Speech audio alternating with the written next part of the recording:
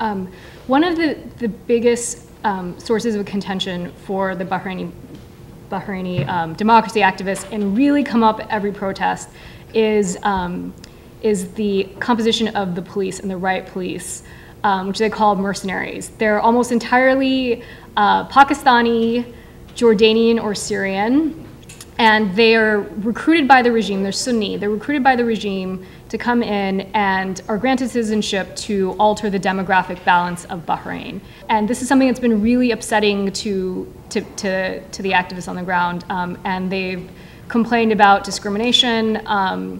Shias aren't allowed to hold a lot of positions in the government that Sunnis are.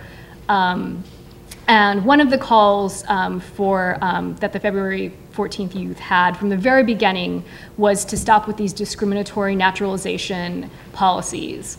So it's been a real sore point for people, and I mean, I could see why. I mean, when I was talking to the Bahraini police who were trying to arrest a kid when I was there, they were really racist and insulting to Shias, and it was really shocking. And my family is, my family's from India, and I have a really Hindu name, and I was talking to these Pakistani riot police, and I was like, oh, how's it going to be, like a Hindu American, like supporting,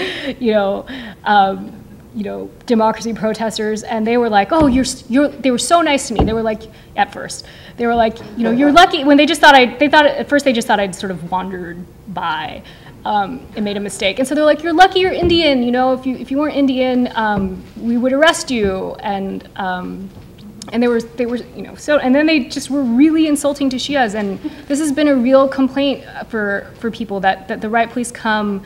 They're disrespectful. They barge into houses, before women have a chance to cover up. They're racist. They insult their religion. So this is it's a big source of tension. I can't remember what your second question was. Finance. Oh, the finance. No one has. I haven't heard discussion about that yet. That doesn't mean there isn't any.